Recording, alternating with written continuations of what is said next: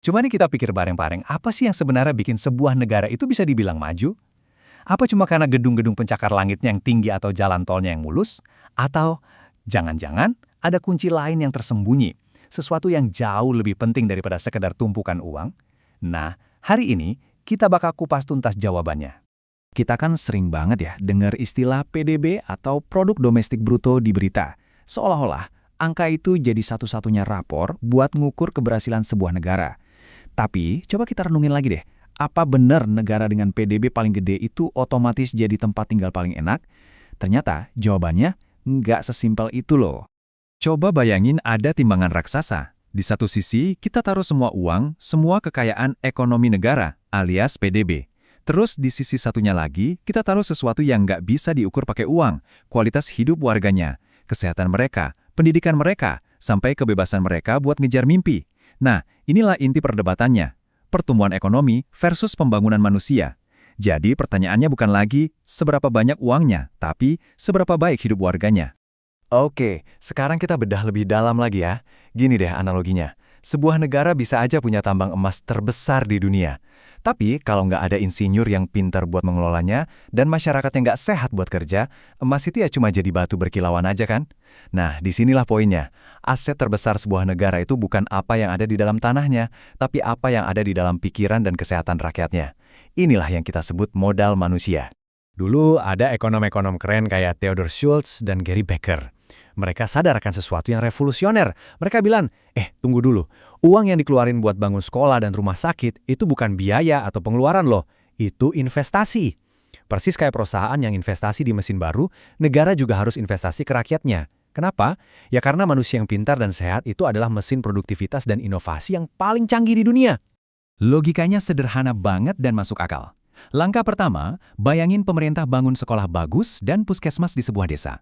Langkah kedua, anak-anak di desa itu tumbuh jadi dewasa yang melek huruf, bisa berhitung, dan fisiknya kuat karena jarang sakit. Mereka jadi bisa buka usaha baru, nggak cuma jadi petani. Terus, langkah ketiganya apa? Ya jelas, pendapatan keluarga mereka naik, desanya jadi lebih makmur, dan negara secara keseluruhan juga diuntungkan. Ini kayak efek domino yang positif banget. Terus, Paul Romer nambahin satu lapisan lagi yang penting banget. Teorinya, yang disebut teori pertumbuhan endogen, intinya bilang kalau kemajuan sejati itu nggak bisa diimpor atau dibeli dari luar. Kemajuan itu harus tumbuh dari dalam negeri sendiri. Terus bibitnya apa?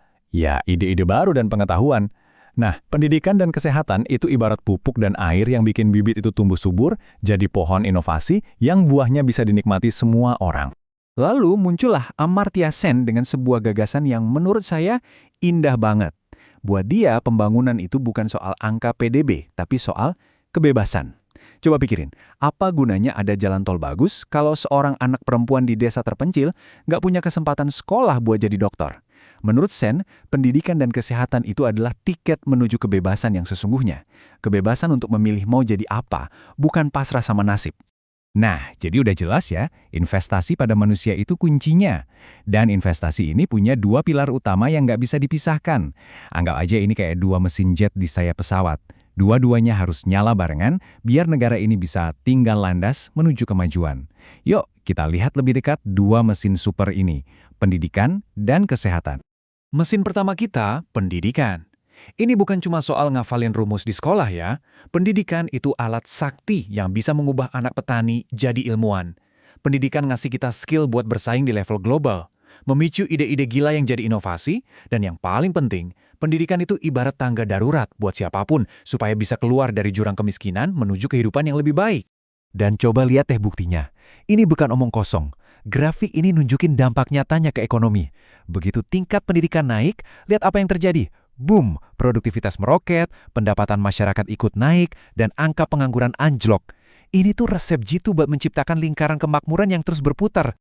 Oke, sekarang kita nyalain mesin kedua, kesehatan. Ini nggak kalah pentingnya. Pekerja yang sehat itu jelas lebih produktif, tapi bukan cuma itu. Kalau masyarakatnya sehat, artinya keluarga nggak perlu pusing terlilit utang cuma buat bayar biaya rumah sakit. Dan yang paling dasar, kesehatan yang baik itu ngasih kita hadiah paling berharga di dunia. Waktu untuk hidup lebih lama, berkarya lebih banyak, dan kumpul bareng orang-orang yang kita sayang. Salah satu cara paling gampang buat lihat dampak kesehatan itu ya dari angka harapan hidup. Angka ini bukan sekedar statistik dingin di atas kertas loh. Setiap 1 tahun tambahan dalam harapan hidup, itu artinya ada tambahan waktu bertahun-tahun bagi seorang guru untuk mengajar, seorang dokter untuk mengobati, atau seorang nenek untuk mewariskan ceritanya. Ini artinya masa produktif sebuah bangsa jadi lebih panjang. Dan disinilah keajaibannya terjadi. Ternyata, dua mesin ini, pendidikan dan kesehatan, saling mengisi bahan bakar. Orang yang berpendidikan cenderung lebih sadar soal gaya hidup sehat. Sebaliknya, anak yang sehat dan gizinya cukup pasti lebih gampang menyerap pelajaran di sekolah. Keduanya berputar bareng, menciptakan sebuah roda pembangunan yang makin lama muternya makin kenceng. Dahsyat kan? Oke, teori-teori tadi kedengarannya keren banget ya di atas kertas. Tapi gimana praktiknya di negara kita, di Indonesia? Yuk, sekarang kita turun gunung dan lihat lebih dekat cerita pembangunan di negeri ini, di mana ide-ide besar itu ketemu sama realita di lapangan, lengkap dengan segala tantangan dan perjuangannya. Salah satu PR terbesar pembangunan kita itu stunting. Dan ini serius, ini bukan sekedar masalah tinggi badan.